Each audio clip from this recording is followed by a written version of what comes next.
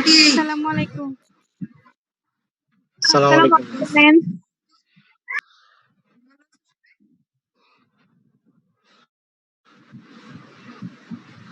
ভালো আছো সবাই? আলহামদুলিল্লাহ।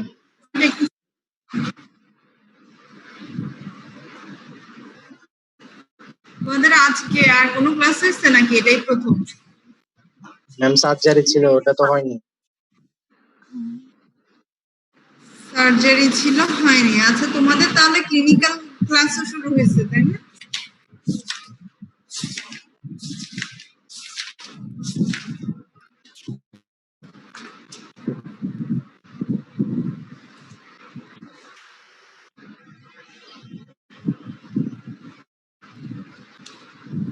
আচ্ছা, ঠিক আছে। তাহলে আমাদের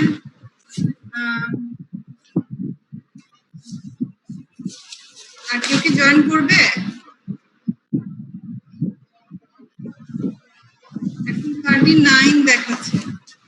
কারা কারা অ্যাবসেন্ট বলো তো?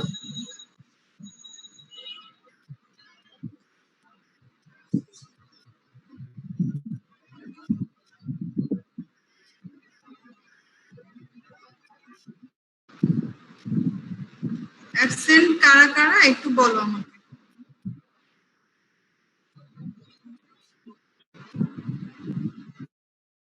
ম্যাম একটু দেখে জানাচ্ছি ম্যাম। আচ্ছা, ঠিক আছে।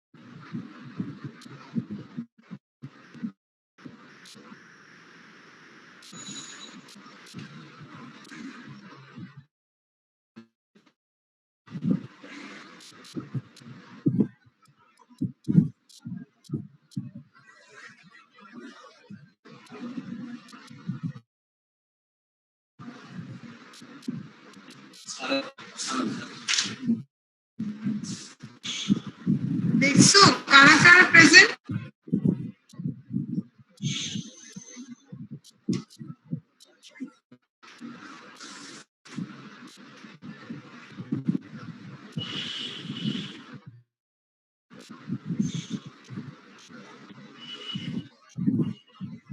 শুনছো তোমরা? কারা কারা অ্যাবসেন্ট আমাকে একটু বলো, নামগুলো, রোল নাম্বার বলো। ম্যাম রোল 9,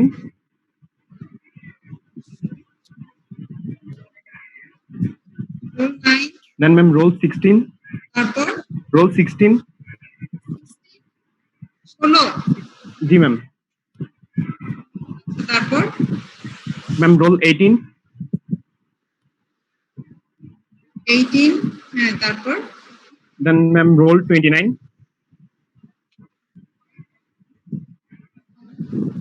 তারপর 31,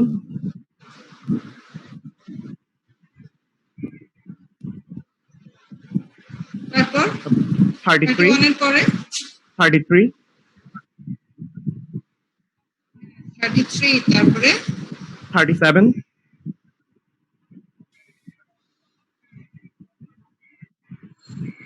37, হ্যাঁ, তারপর 42, 42,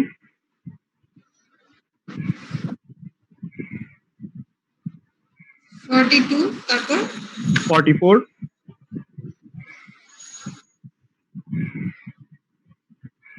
44, আর ম্যাম 47, 47।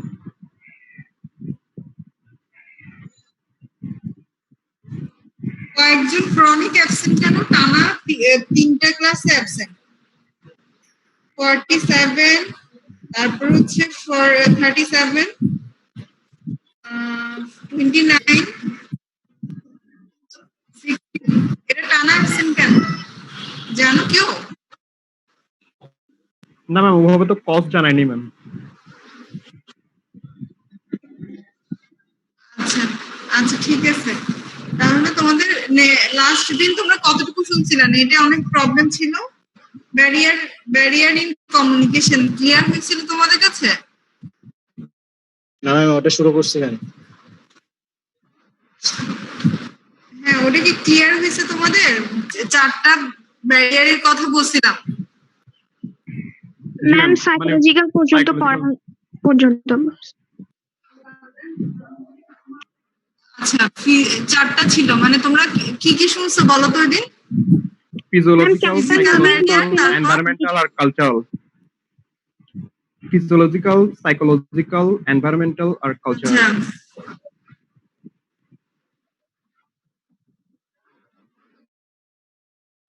ফিজিওলজিক্যাল না, আসলে টার্মটা হবে ফিজিক্যাল, মানে শারীরিক কোনো সমস্যা থাকলে সেক্ষেত্রে সেটা ব্যারিয়ার হিসেবে কাজ করতে পারে। ঠিক আছে, ফিজিক্যাল ব্যারিয়ার, তারপর হচ্ছে psychological, environmental, cultural. Physical barrier তো তোমরা বুঝছো সবাই, কেউ যদি কানে না শোনে, কেউ যদি কথা বলতে সমস্যা হয় কারো, অথবা কারো যদি চোখে কোনো প্রবলেম থাকে, এগুলো হচ্ছে ফিজিক্যাল ব্যারিয়ার, তাহলে সেক্ষেত্রে তার কমিউনিকেট করতে প্রবলেম হবে। আর সাইকোলজিক্যাল হচ্ছে তোমরা জানো, সাইকোলজিক্যালি কেউ যদি আপসেট থাকে, ডিপ্রেশনে থাকে, সাইকোলজিক্যালি যে কোনো ধরনের ডিস্টারবেন্স কমিউনিকেশনে বাধা দিতে পারে। কেউ যদি ডিপ্রেশনে থাকে তাহলে সে তোমার তার সাথে কমিউনিকেট করতে অনেক সমস্যা হবে। তাকে কোনো একটা ইনফরমেশন দিতে গেলে তাকে আগে তোমার সাইকোলজিক্যাল ডিপ্রেশন বলো বা যে প্রবলেমটা সে ফেস করছে সেই প্রবলেম থেকে তাকে আগে বের করে নিয়ে আসতে হবে, তারপর তুমি তাকে কোনো একটা কমিউনিকেশনের জন্য বসাতে পারবে। ঠিক আছে, তাহলে দুইটা গেল। আরেকটা হচ্ছে এনভায়রনমেন্ট হচ্ছে তোমার এনভায়রনমেন্টে কোনো সমস্যা, ধরো তুমি যেই জায়গায় হেলথ এডুকেশন সেশনটা নিচ্ছ সেটা রোড সাইড এরিয়াতে, ঠিক আছে, অনেক সাউন্ড হচ্ছে, অথবা ইন্ডাস্ট্রিয়াল এরিয়া অনেক সাউন্ড হচ্ছে, তুমি যা বলছো তুমিও বলে কমফোর্ট ফিল করছো না, আর যারা শুনছে তারা সাউন্ডের জন্য তেমন কিছু শুনতে পারছে না বা বুঝতে পারছে না। এগুলো হচ্ছে এনভায়রনমেন্টাল। অথবা যে এনভায়রনমেন্টে তুমি ক্লাস নিচ্ছ সেখানে অনেক গরম, ঠিক আছে, হট ওয়েদার, এই ধরনের যে কোনো সমস্যা, এনভায়রনমেন্টের যে কোনো সমস্যা যদি কমিউনিকেশনের প্রবলেম ক্রিয়েট করে সেটা হচ্ছে তোমার এনভায়রনমেন্টাল ব্যারিয়ার। আর কালচারাল ব্যারিয়ার হচ্ছে যে কোনো ফলস বিলিফ থাকতে পারে, কাস্টম থাকতে পারে, সেরকম যেমন ধরো তুমি কাউকে বললা এমন একটা বিষয়ে যেটার এগেইনস্ট তার কোনো ফলস বিলিফ আছে, ঠিক আছে, যেমন ধরো আগে কলেরা নিয়ে একটা ফলস বিলিফ ছিল, ঠিক আছে, যখন কলেরা সম্পর্কে কেউ কিছুই জানতো না, কলেরা কিভাবে হয়, এটার আরেকটা নাম ছিল ওলা ওঠা, ঠিক আছে, এই ডিজিজটার নাম ছিল, সাহিত্য থেকে জানা যায়। তাহলে সেক্ষেত্রে এটার কারণ হিসেবে মানুষ সবাই কি ধারণা করতো, যে একটা ব্যাড এয়ার থেকে, মানে বাতাস থেকে ছড়ায়, ঠিক আছে, সেই জন্য তাহলে মানুষের কাজকর্মগুলো বা মানুষ প্রিভেন্টিভ মেজার গুলো ওভাবেই নিবে, যে বাতাস থেকে কিভাবে বেঁচে থাকা যায় বা খারাপ বাতাস অথবা বাতাসের জীবাণু থেকে, সেটা চিন্তা ছিল। কিন্তু পরে আসলে জানা গেল কি কলেরা কিভাবে হয়, ওয়াটারবর্ন ইনফেকশনের মাধ্যমে কলেরা হয়, ঠিক আছে। তাহলে এই যে একটা মানুষের যখন একটা ফলস বিলিফ থাকবে সেটা থেকে তোমাকে বের করে আনতে অনেক কষ্ট করতে হবে। সেই ফলস বিলিফটা একদিনে শেষ হয়ে যাবে না, সেটাকে তুমি আস্তে আস্তে তাকে যখন বের করে নিয়ে আসতে পারবে তখন তোমার কমিউনিকেশনটা সাকসেসফুল হবে, ঠিক আছে। এটা হচ্ছে কালচারাল ব্যারিয়ার। তারপরে হচ্ছে তোমাদের ব্যারিয়ার তো তাহলে গেল। ব্যারিয়ার এটা তোমাদের এসএকিউ তে কোশ্চেন হতে পারে, এটা খুবই ইম্পর্টেন্ট। তোমরা যখন কোশ্চেন ব্যাংক দেখবো প্রফে অনেকবার আসছে এই কোশ্চেনটা, ঠিক আছে। তারপরে তোমাদের সেকেন্ড আইটেমে আছে হচ্ছে, আচ্ছা তোমাদেরকে একটা হোমওয়ার্ক দিয়েছিলাম, অবজেক্টিভস অফ হেলথ এডুকেশন। পড়ছো কেউ? কেউ পড়েছো?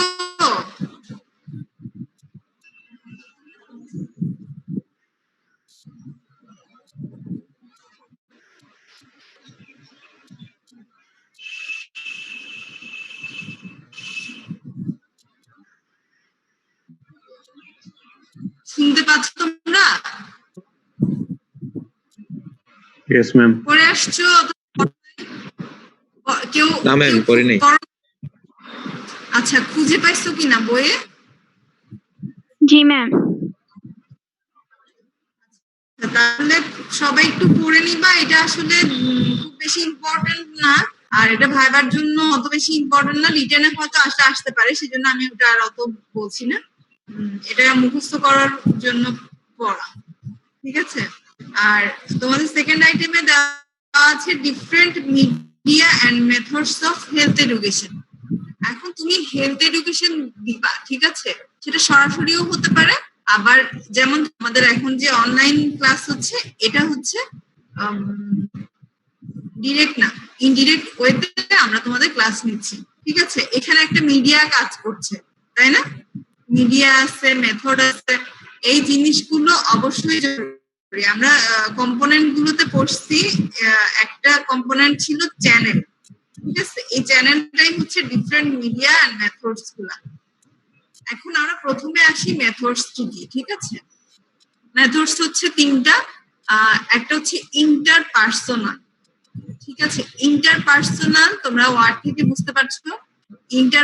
ইন্টারপার্সোনাল মানে দুইজন পার্সনের মাঝে যেই কমিউনিকেশনটা হবে অথবা যে হেলথ এডুকেশনটা আদান প্রদান হবে, সেটা হচ্ছে ইন্টারপার্সোনাল। এটার এক্সাম্পল একজন বলতে একটু কি হতে পারে?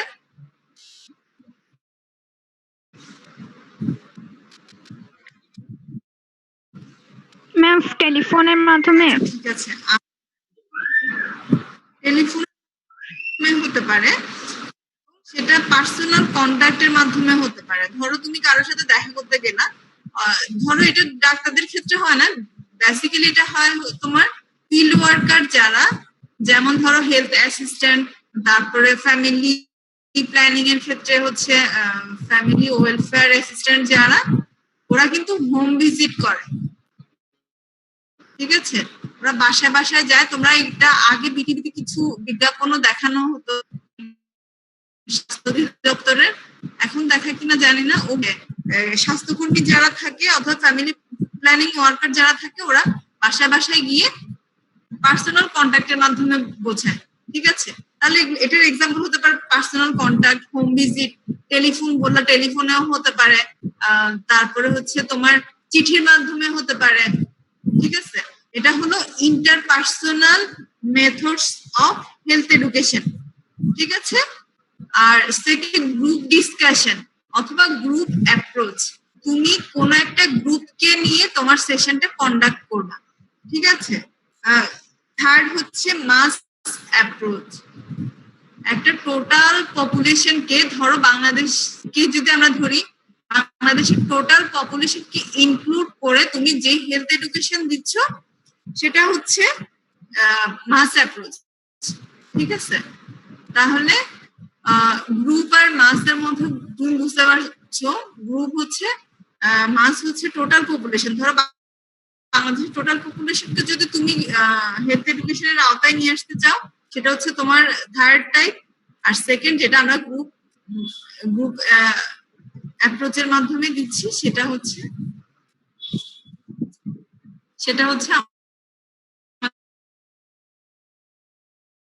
Second type, group discussion. যেমন ধরো সেটা হচ্ছে গ্রুপ ডিসকাশন। এটার এক্সাম্পল কি কি হতে পারে? এক্সাম্পল বলো একটু।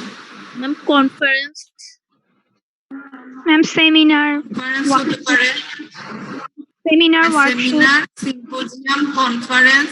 তারপর হচ্ছে গ্রুপ ডিসকাশন হতে পারে, প্যানেল ডিসকাশন হতে পারে। এই ধরনের যেগুলো, এগুলো হচ্ছে গ্রুপ ডিসকাশন। তাহলে মাস অ্যাপ্রোচ কোনগুলো হবে? টোটাল পপুলেশন কে নিয়ে? ম্যাম ইন্টারনেট, তারপর news paper, internet, news paper অথবা যত ধরনের প্রিন্টেড ম্যাটেরিয়াল আছে, পোস্টার আছে, ফেস্টুন, ব্যানার যা যা আছে এগুলো, আর হচ্ছে টেলিভিশন, রেডিও, এগুলোর মাধ্যমে যেই হেলথ এডুকেশন হবে সেগুলো হচ্ছে মাস অ্যাপ্রোচ। তাহলে 3টা মেথডের কথা তোমরা জানলা।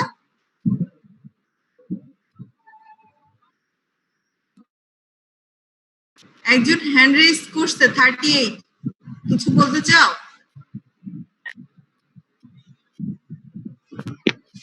না ম্যাম। আচ্ছা, তোমাদের এখন 42 দেখাচ্ছে, আরেকজন কি ইনক্লুড হয়েছে? আরেকজন নতুন হয়তো জয়েন করছে। আচ্ছা ঠিক আছে, যে নতুন জয়েন করছে আমাকে বলবা। আচ্ছা, তাহলে মেথড গেল। এখন হচ্ছে মিডিয়া, কি কি মিডিয়া ইউজ করে আমরা হেলথ এডুকেশন দিতে পারি অথবা কমিউনিকেট করতে পারি মানুষের সাথে। তাহলে এই ক্ষেত্রে কিছু আছে হচ্ছে ট্র্যাডিশনাল মিডিয়া আর কিছু হচ্ছে মডার্ন মিডিয়া। আমরা এভাবে ভাগ করি। প্রথমে ট্র্যাডিশনাল মিডিয়াতে আছে হচ্ছে তোমার ফোক প্লে, যে তোমরা ফোক প্লে দেখছো বিটিভিতে বিভিন্ন সময় দেখানো হতো, যে নেচে নেচে হেলথ এডুকেশন দেওয়ার চেষ্টা করতো, দুইজন মিলে, নাতি দুইজন ছিল, এ ধরনের ক্যারেক্টার। এগুলো হচ্ছে তোমার ফোক প্লে অথবা যাত্রাপালা বা গ্রামে বিভিন্ন মঞ্চে এরকম হয়, বিভিন্ন অনুষ্ঠান আয়োজন করে, এগুলোর মাধ্যমে দেওয়া যেতে পারে। অথবা পাপেট শো হতো আগে, এটা খুব জনপ্রিয় ছিল পাপেট শো, তোমরা জানো এগুলো সম্পর্কে। এগুলোর মাধ্যমে যেই হেলথ এডুকেশন দেওয়া হতো সেটা ছিল ট্র্যাডিশনাল মিডিয়া।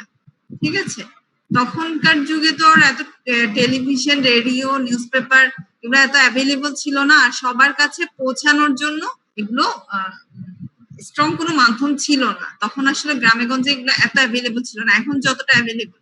তাহলে এই ট্র্যাডিশনাল মিডিয়া গুলো ইউজ করে তখন হেলথ এডুকেশন দেওয়া হতো।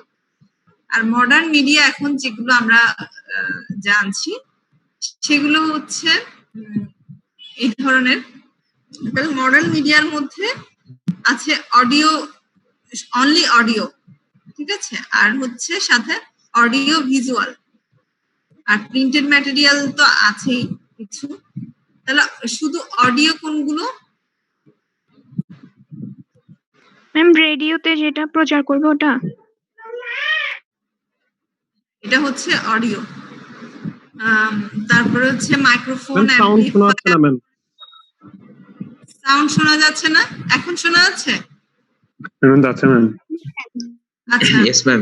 তাহলে অডিও হচ্ছে তোমার এই যে রেডিওর মাধ্যমে যেটা দেওয়া হয়, তারপর হচ্ছে ধরো মাইক্রোফোন ইউজ করে শুধু শুনবে সেটা। আর অনলি ভিজুয়াল হচ্ছে তোমার যে কোনো স্লাইড, ধরো টেলিভিশন, না টেলিভিশন হচ্ছে তোমার অডিও ভিজুয়াল মিক্সড, ঠিক আছে। Only audio, only visual.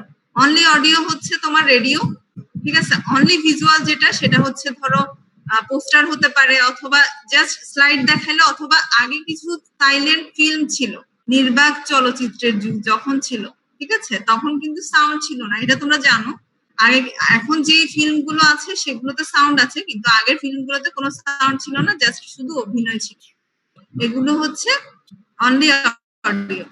Only অডিওর example তোমরা আরো অনেক দেখতে পারো। সরি, অনলি ভিজুয়াল, ঠিক আছে, দেখানো হলো অথবা কিছু স্লাইডে কিছু লেখা থাকলো, এটা হচ্ছে অনলি ভিজুয়াল। আর যখন প্রজেক্টরে দেখানোর সাথে সাথে কেউ একজন বলবে, বক্তা থাকবে একজন, সেটা হচ্ছে অডিও ভিজুয়াল। টেলিভিশন হচ্ছে অডিও ভিজুয়াল। ঠিক আছে, তাহলে আমাদের ডিফারেন্ট মিডিয়া এন্ড মেথড গেল। এই কার্ডটা মোটামুটি তোমাদের শেষ। আর আরেকটা ইম্পর্টেন্ট টপিক বাকি আছে, যেটা গতদিন বুঝলাম, পরে পড়াবো, প্রিন্সিপালস অফ হেলথ এডুকেশন। ঠিক আছে, হেলথ এডুকেশনের ক্ষেত্রে কিছু প্রিন্সিপাল লাগবে, মূলনীতি থাকতে হবে, যেগুলো ছাড়া, যেগুলো না হলে তোমার একটা হেলথ এডুকেশন ইফেক্টিভ হবে না। ঠিক আছে? এই মূলনীতিগুলোর মধ্যে তোমার প্রথমত হচ্ছে ক্রেডিবিলিটি। এই ওয়ার্ডটা তোমাদের কাছে নতুন।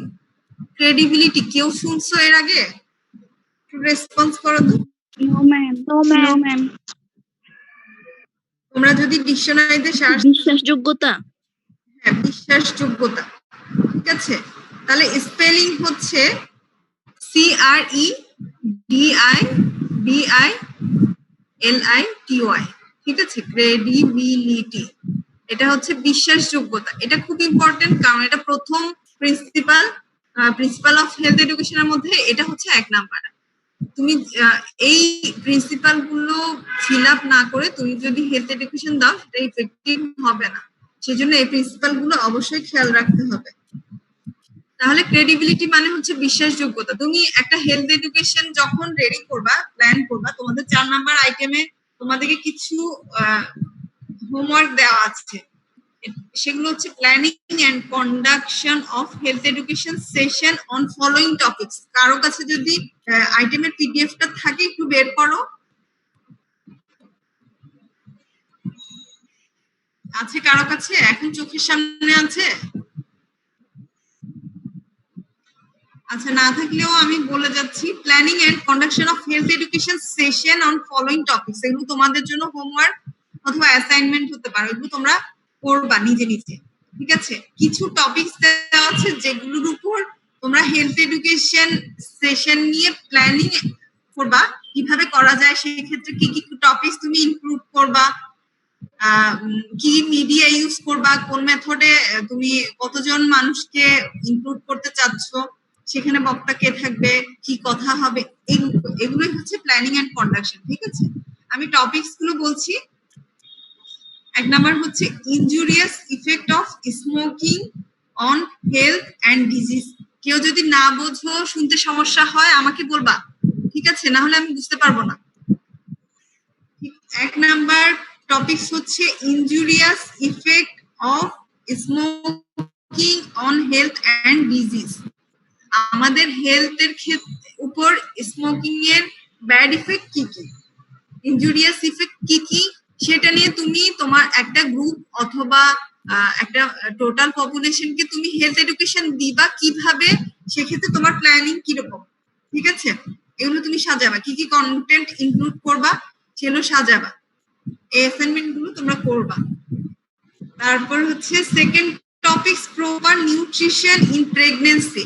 প্রেগন্যান্সিতে কি কি নিউট্রিশন দরকার হবে, সেক্ষেত্রে কোনগুলো সে ডায়েটের মাধ্যমে নিবে, কোনগুলো তাকে ড্রাগস এর মাধ্যমে দিতে হবে, এই ধরনের বিষয়। বা কি কি নিউট্রিশন অবশ্যই জরুরি এক্ষেত্রে তোমরা জানো কিনা আমি জানি না, ফলিক অ্যাসিডের কথা অবশ্যই স্পেসিফিক বলতে হবে, কারণ ফলিক অ্যাসিড ডেফিসিয়েন্সিতে একটা ডিজিজ হয়। তোমরা তো বায়োকেমিস্ট্রিতে পড়ে আসার কথা, জানো? Ma'am spina megaloblastic. Spina Pernicious anemia. Pernicious anaemia. Congenital defect. আমরা যেহেতু এখানে Spina bifida. Nutrition Spinous bifida. বলছি, তাহলে হ্যাঁ, Spinous স্পাইনাস না, স্পাইনা বাইফিডা। তাহলে এটা একটা টপিক। সেকেন্ড টপিক হচ্ছে এটা। থার্ড টপিক হচ্ছে ব্রেস্ট ফিডিং এন্ড ওয়েনিং। ঠিক আছে, এটা নিয়ে একটা হেলথ এডুকেশন সেশনের প্ল্যান করবা তোমরা। সেক্ষেত্রে কি কি টপিকস ইনক্লুড হবে, কখন সে স্টার্ট করবে, আর কখন কলোস্টার্ম ছাড়া সে অন্য কিছু তাকে প্রিল্যাক্ট ফিডিং এ থাকবে না, কতদিন পর্যন্ত এক্সক্লুসিভ ব্রেস্ট ফিডিং করাবে, ওয়েনিংটা সে কিভাবে স্টার্ট করবে, ফুড অ্যালার্জি হচ্ছে কিনা সেটা সে কিভাবে খেয়াল করবে, এই ধরনের জিনিসগুলো এখানে আসবে।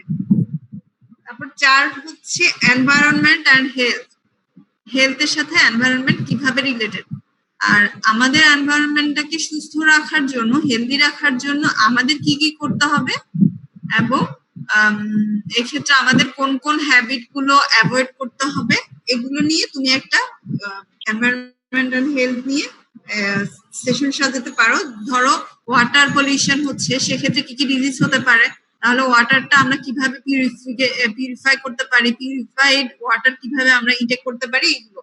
ঠিক আছে, এটা হচ্ছে একটা এক্সাম্পল। কিন্তু এনভায়রনমেন্ট একটা বিশাল টপিক।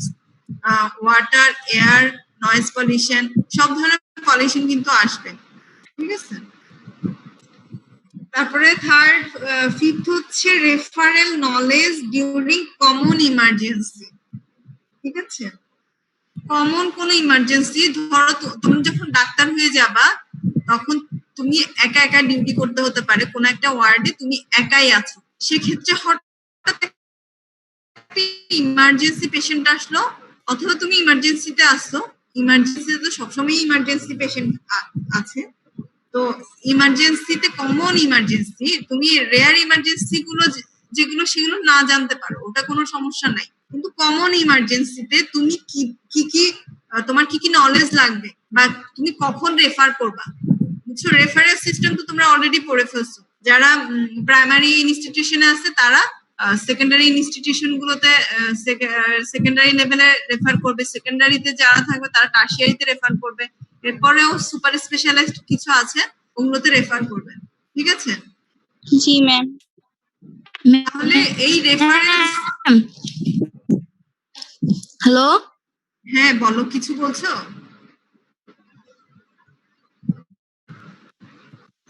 Hello ma'am. হ্যাঁ হ্যাঁ বলো বলো, কিছু বলবে? ম্যাম আসসালামু আলাইকুম। ম্যাম আমি ম্যাম রোল 31, এতক্ষণ ম্যাম নেট প্রবলেম ছিল তো ম্যাম ঢুকতে পারি নাই। বুঝতে পারো নাই? আচ্ছা ঠিক আছে, তাহলে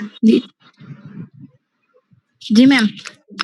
তাহলে হচ্ছে রেফারেল নলেজ, যেমন ধরো তোমার কাছে একটা মায়োকার্ডিয়াল ইনফাকশনের পেশেন্ট আসলো। মায়োকার্ডিয়াল ইনফাকশন মানে কি জানো? হার্ট অ্যাটাক যেটাকে বলে, ঠিক আছে, অথবা স্ট্রোক নিয়ে একটা পেশেন্ট আসলো, তার স্ট্রোকটা অনেক বেশি সিরিয়াস কিনা, বা তুমি তোমার ইনস্টিটিউশনে রেখে তাকে ট্রিটমেন্ট দিতে পারবা কিনা, নাকি তাকে রেফার করতে হবে, রেফার করলে কোথায় রেফার করবা, রেফার করার জন্য কোন সাইন সিমটম গুলো তুমি দেখবা, এটা রেফার সিস্টেমটা তো বুঝতে পারছো তুমি? রেফারেল নলেজ মানে বুঝতে পারছো সবাই? মানে তোমাকে এটা বুঝতে হবে তুমি তোমার কাছে রাখবা রোগীটাকে, নাকি তোমার নেক্সট ইনস্টিটিউশন আছে সেখানে রেফার করে দিবা। কারণ যেই রোগীটাকে রেফার করার দরকার সেটাকে যদি তুমি রেফার না করো তাহলে কিন্তু তুমি পরে ফেঁসে যেতে পারো আইনি ভাবে। আবার হচ্ছে একটা রোগীকে রেফার করার দরকার ছিল না কিন্তু তুমি রেফার করে দিলা তোমার নলেজ ছিল না বলে, তাহলে সেক্ষেত্রেও কিন্তু পরবর্তী ইনস্টিটিউশনে যখন যাবে তখন সেক্ষেত্রে তোমাকে ফোকাস করতে পারে, তুমি এই রোগীটাকে তোমার নিজের ইনস্টিটিউশনে রেখে ট্রিট করতে পারতো, তুমি কেন পাঠালা? কারণ নেক্সট ইনস্টিটিউশন গুলো সাধারণত এমনিতেই বাংলাদেশে ওভারলোডেড থাকে, তো সেজন্য তোমাকে চিন্তা ভাবনা করেই করতে হবে। এই টপিকস গুলো 5টা টপিকস লিখতে পারছো সবাই? জি ম্যাম ম্যাম। 3 নাম্বারটা কি জানা ছিল? আচ্ছা 5টা টপিকস আবার বলবো? ম্যাম 3 নাম্বারটা যদি আইটেম কার্ড থাকে তাহলে তো লেখার দরকার, আর যদি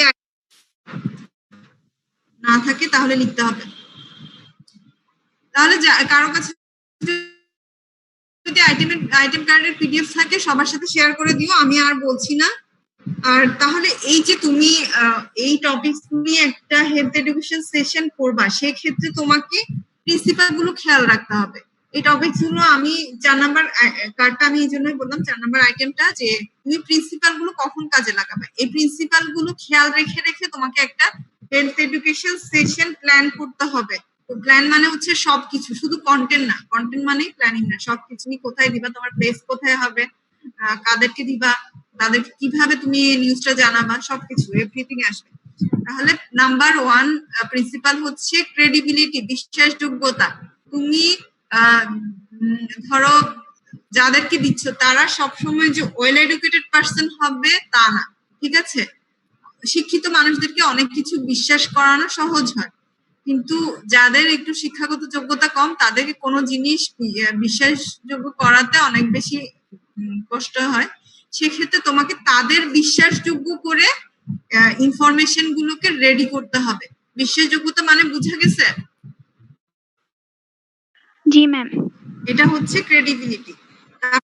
সেকেন্ড হচ্ছে ইন্টারেস্ট, আইডিয়াল মেসেজের ক্রাইটেরিয়ার ক্ষেত্রেও আমি বলছিলাম একটা মেসেজের আইডিয়াল ক্রাইটেরিয়া হচ্ছে এটাকে ইন্টারেস্টিং হতে হবে। যদি ইন্টারেস্টিং না হয়, মনোটোনাস হয়, তাহলে সেই ইনফরমেশনটা কখনোই তোমার সেশন যাদেরকে নিয়ে নিচ্ছ তারা এটাকে একসেপ্ট করবে না। সেজন্য ইন্টারেস্টিং হতে হবে মেসেজটাকে, এবং মেসেজটা ইন্টারেস্টিং হওয়ার পাশাপাশি তাদের মধ্যে তোমাকে ইন্টারেস্ট ক্রিয়েট করে দিতে হবে।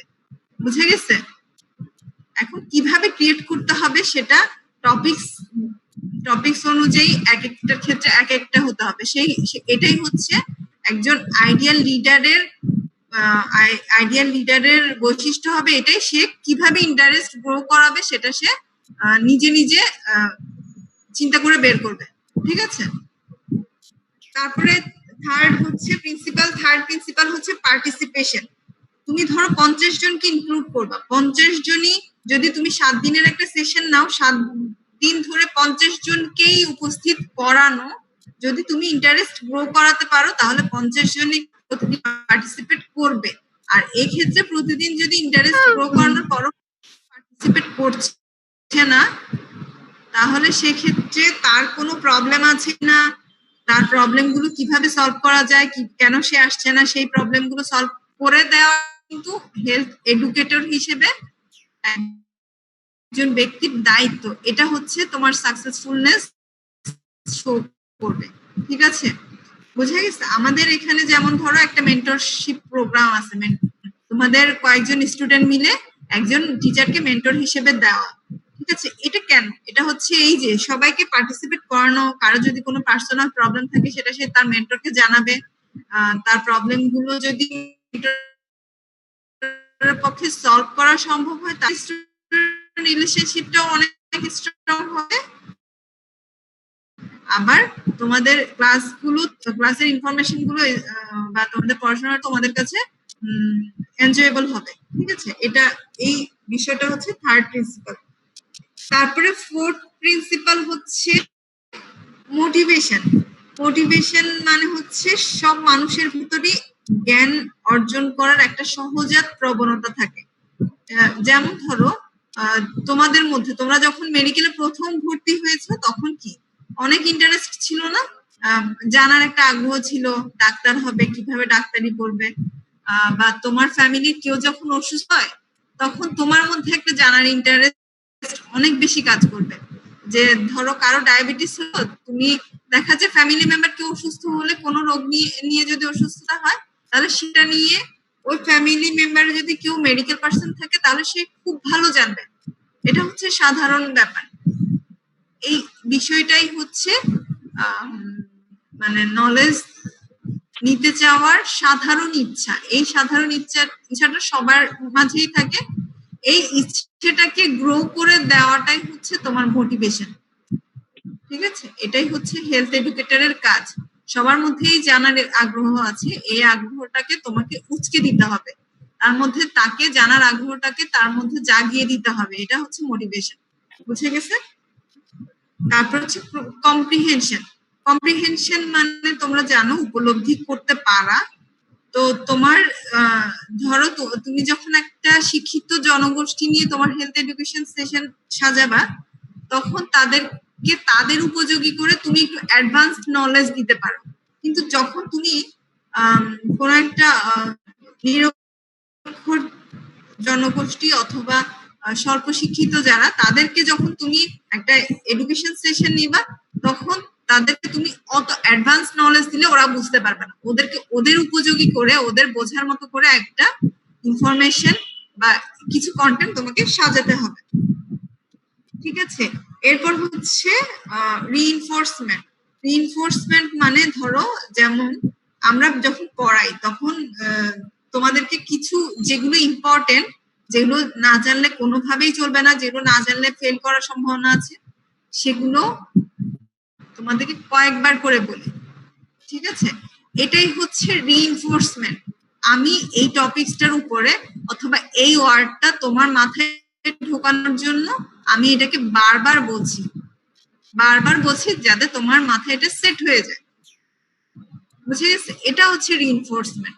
যেই টপিকসটাকে যে ওয়ার্ডটাকে আমি ইম্পর্টেন্ট মনে করব সেটাকে আমি আমার যারা শিক্ষার্থী থাকবে তাদের সামনে বারবার করে বলবো।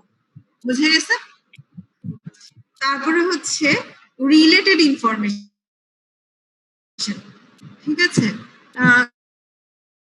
যেমন ধরো তুমি এখানে একটা টপিক দেওয়া আছে ডিজিজ, তাহলে তুমি স্মোকিং রিলেটেড ইনফরমেশন গুলো তাকে দিতে হবে। তুমি যদি তোমার কন্টেন্টের মধ্যে আদার্স ইনফরমেশন ইনক্লুড করে ফেলো তাহলে দেখা যাবে তুমি মূল ইনফরমেশনটা তাদেরকে দিতে পারোনি, তোমার টাইম শেষ হয়ে গেছে, তোমার যত দিন ছিল অথবা যত ঘন্টা ছিল সেটা শেষ হয়ে গেছে, তুমি অনেক এক্সট্রা ইনফরমেশন বা আনরিলেটেড ইনফরমেশন গেদার করার কারণে তুমি তাদেরকে মূল ইনফরমেশন গুলো কমপ্লিটলি দিতে পারোনি। তাহলে তোমাকে কন্টেন্ট সাজানোর সময় সেটা চিন্তা করতে হবে যে রিলেটেড ইনফরমেশন গুলো চলে এসেছে কিনা। বুঝে গেছে? তারপরে হচ্ছে লার্নিং বাই ডুইং।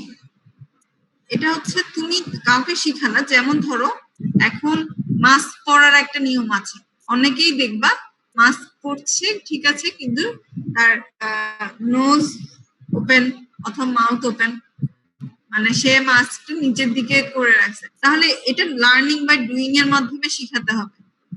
আর হচ্ছে হ্যান্ড ওয়াশিং শিখাবা তুমি কাউকে, ঠিক আছে? হ্যান্ড ওয়াশিং তুমি মুখে বলে দিলা, আপনি ফিঙ্গার করবেন, নখ পরিষ্কার করবেন, নখ কাটবেন অথবা 33 जी मैम 33 रोल था। আচ্ছা তুমি এখন ছিল मैम आप प्रेजेंट সমস্যা ছিল তোমার?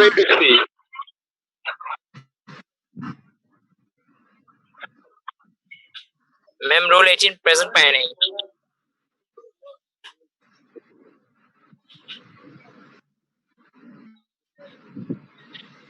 Role 18 31 33 ma'am. Yes ma'am.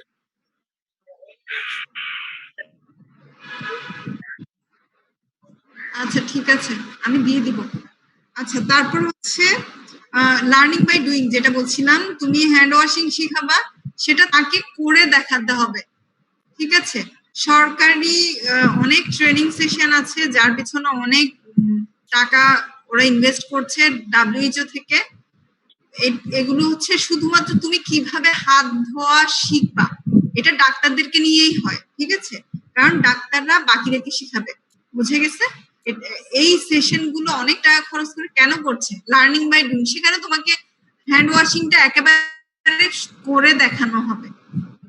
বুঝে গেছে? তারপরে অথবা ধরো তুমি যে কোনো একটা কিছু স্যানিটারি ল্যাট্রিন বানানো তুমি শিখাবা, যেটা টিভিতে শেখানো হয়, আগে শেখানো তো এখন জানি না আসলে। তো সেখানে তুমি কিভাবে বেড়া দিবা, কিভাবে সহজে তোমার সহজলভ্য উপকরণ দিয়ে কম খরচে, যেহেতু প্রান্তিক জনগোষ্ঠীদের ফিনান্সিয়াল প্রবলেম থাকে, কিভাবে তুমি স্বল্প খরচে সহজভাবে সহজ উপকরণ দিয়ে স্যানিটেশন মেনটেন করবা, সেটা লার্নিং বাই ডুইং এর মাধ্যমে শিখাইতে হবে। তুমি যখন একটা জিনিস বলে শিখাবা আর লার্নিং বাই ডুইং ইনক্লুড করে শিখাবা, দেখবা অনেক বেশি স্ট্রং হবে কোনটা, যেটা তুমি লার্নিং বাই ডুইং করে দেখাবা, সেটা অনেক বেশি স্ট্রং হবে, ইফেক্টিভ হবে, ঠিক আছে? এরপর হচ্ছে এরপরের প্রিন্সিপালটা নোন টু আননোন। যেমন ধরো তোমরা যখন প্রথম মেডিকেলে পড়াশোনা শুরু করছো তখন তোমাদেরকে অ্যানাটমি দিয়ে তোমাদের ফার্স্ট ক্লাস শুরু হয়, কারণ অ্যানাটমি তোমরা কিছু কিছু জানো, হয়তো একেবারে ভেতরের অ্যানাটমি গুলো তো অবশ্যই জানবা না। তোমাদেরকে প্রথম ক্লাসটা কিভাবে শুরু করে, কিছু টার্মিনোলজি, যে টার্মিনোলজি গুলো তোমার পরবর্তী পড়াকে সহজ করবে, মানে যে টার্মিনোলজি গুলো তুমি প্রথমে বুঝতে পারবা, প্রথমে অ্যান্টেরিয়র কি, পোস্টেরিয়র কি, সামনে পেছনে বামে ডানে অথবা ল্যাটারাল মিডিয়াল, এগুলো কেন শেখানো হয়, এগুলো তুমি একটু অপেক্ষাকৃত সহজ ভাবে বুঝতে পারবে। এবং এগুলো না শিখে তুমি যদি পরবর্তী পড়া পড়তে যাও তখন তুমি পরবর্তী পড়াগুলো তোমার কাছে অনেক কঠিন হয়ে যাবে। আবার তুমি যদি অ্যানাটমি, ফিজিওলজি, বায়োকেমিস্ট্রি না পড়ে তুমি যদি কমিউনিটি মেডিসিন অথবা তুমি পরবর্তী যে সাবজেক্ট প্যাথোলজি, মানে তুমি ফিজিওলজি না জেনে প্যাথোলজি কখনো বুঝবা না, আবার বায়োকেমিস্ট্রি না জানলে তুমি আদার্স যে সাবজেক্টগুলো পরবর্তীতে সেগুলো তোমার জন্য কঠিন হয়ে যাবে। সেজন্য এটা এই জন্য বললাম যে প্রথমে জানা বিষয় দিয়ে শুরু করতে হবে, ঠিক আছে?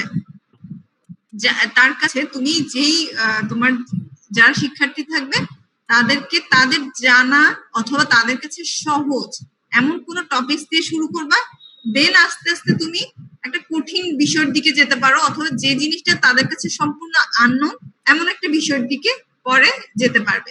তোমাকে প্রথমে সহজ এবং তাদের কাছে পরিচিত এমন কোনো টার্ম দিয়ে শুরু করতে হবে, আবার টার্মিনোলজি গুলো তোমাকে এমন ভাবে সেট করতে হবে যে তারা বুঝবে।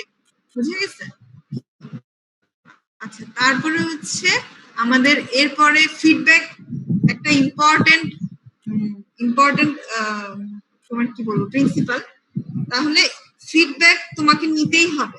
তুমি যদি তোমার হেলথ এডুকেশন সেশনকে ইফেক্টিভ করতে চাও তাহলে তোমাকে ফিডব্যাক নিতে হবে অবশ্যই। তুমি তাকে ধরো 7 দিন পড়াবা অথবা 10 ঘন্টার একটা সেশন নিবা, তুমি লাস্ট 1 ঘন্টা রাখতে পারো ফিডব্যাকের জন্য। তাদের মধ্যে থেকে 2-1জনকে তুমি ফিক্সড করলা যে ওরা কি বুঝছে সেটা জানাবে, তাহলে তোমার পক্ষে সবার ফিডব্যাক নেওয়া সম্ভব না। তুমি 2-1জনকে সিলেক্ট করে ওদের মাধ্যমে তুমি টোটাল ফিডব্যাকটা বুঝতে পারবে। কারণ ফিডব্যাক খুব ইম্পর্টেন্ট একটা জিনিস। তুমি একটা জিনিস শিখায় চলে আসলা, বলে চলে আসলা, কিন্তু ওরা আদৌ বুঝতে পারছে কিনা বা ওরা না বুঝতে পারলে তাদেরকে আবার বলা, এই জিনিসটা যদি তুমি না করো তাহলে এটা ইফেক্টিভ হবে না। সেজন্য ফিডব্যাক অবশ্যই জরুরি। তারপরে আরো প্রিন্সিপাল আছে, আরো এরপর প্রিন্সিপাল হচ্ছে সেটিং এন এক্সাম্পল। তোমার একটা এক্সাম্পল সেট করতে হবে।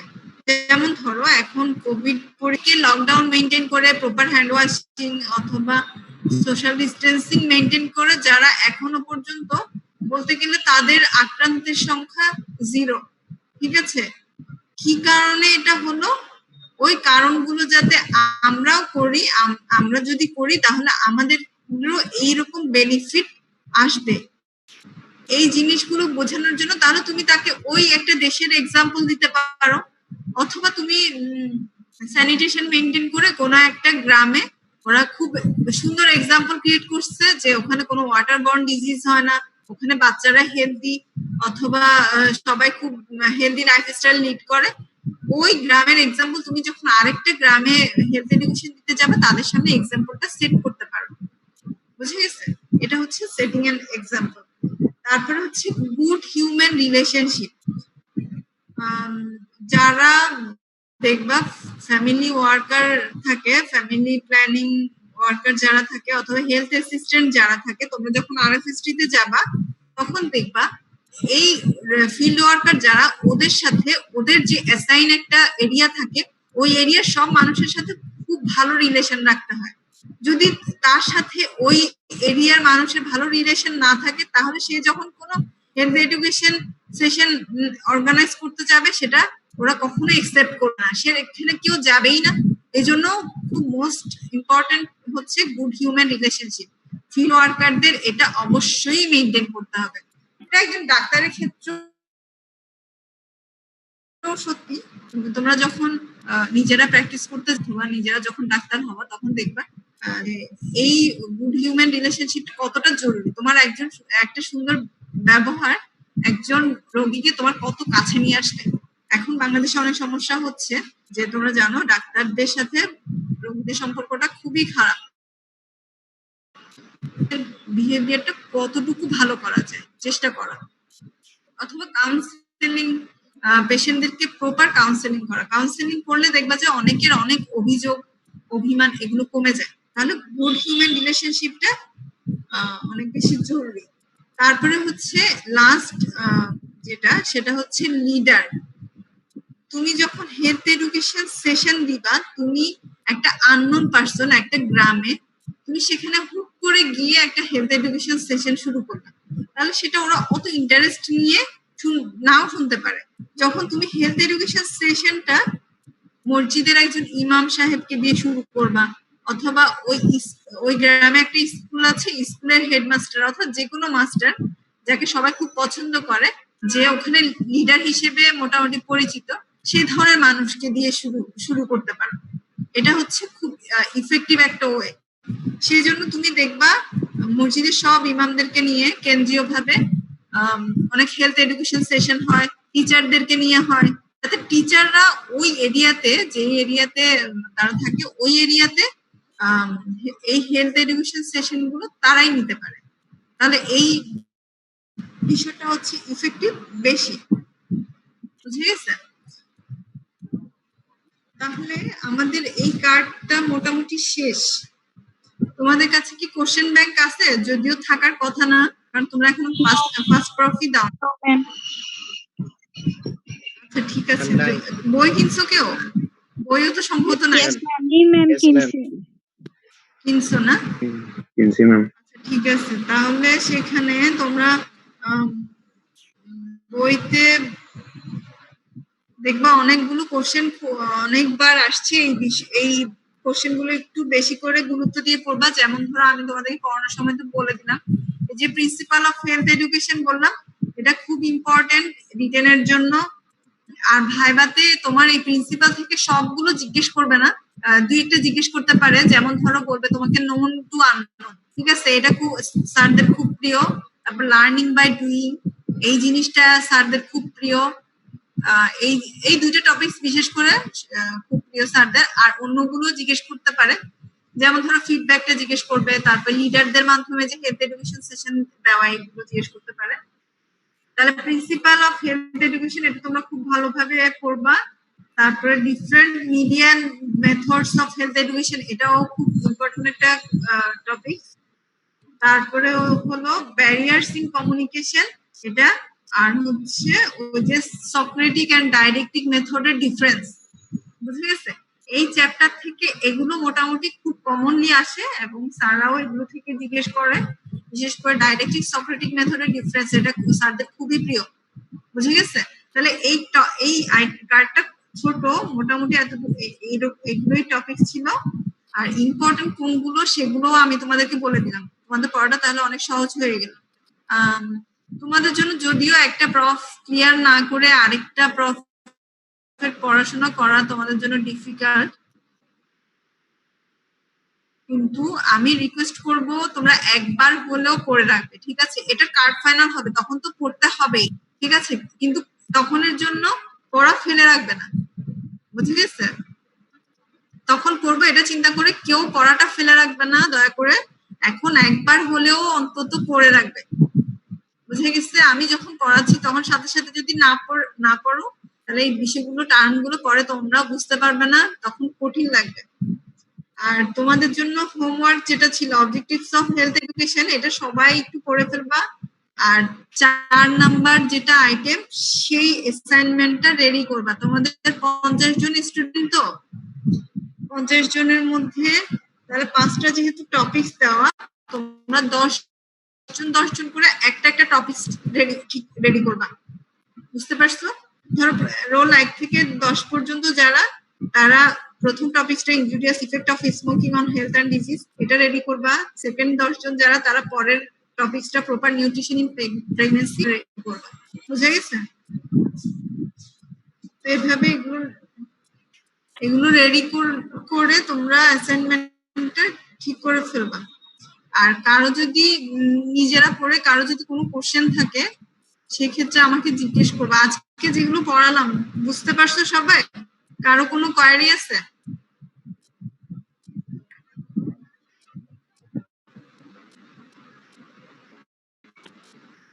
কারো জানার কিছু আছে, অথবা বুঝো নাই কোনো একটা জিনিস আবার বলতে হবে, এরকম কোনো কিছু আছে? No ma'am. No ma'am. আচ্ছা ঠিক আছে, তোমাদের ঈদের আগে এটাই আমার সাথে লাস্ট ক্লাস। আর তো ক্লাস নেই, এরপর থেকে নতুন কার্ড নিয়ে তোমাদের সাথে কথা হবে। সবাইকে কখন থেকে? বুঝতে বলছো? ম্যাম আমাদের ছুটিটা কখন থেকে? কখন থেকে আমি আসলে জানি না, তবে 27 তারিখ থেকে সব ধরনের অনলাইন কার্যক্রম বন্ধ থাকতে পারে। এটা এখনো নোটিশ হয়নি, যেহেতু তোমরা নোটিশ হলে কনফার্মটা জানতে পারবে। ঠিক আছে, সবাইকে তাহলে অগ্রিম ঈদ মোবারক। ঈদ মোবারক ম্যাম। ঈদ মোবারক ম্যাম। ম্যাম মোবারক। ঠিক আছে, আসসালামু আলাইকুম। লাস্ট কারা কারা আসসালামু আলাইকুম। আমাকে বলো। আসসালামু আলাইকুম ম্যাম। এই দাঁড়াও, রোল 133 18 জন তো?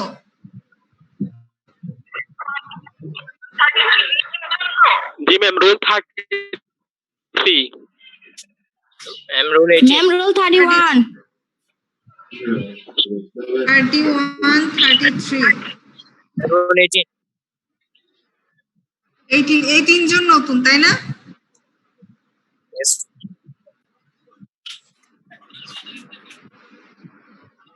আচ্ছা ঠিক আছে, ম্যাম তাহলে রোল আমরা 44 ও ম্যাম অ্যাড হয়েছে ম্যাম, রোল 44।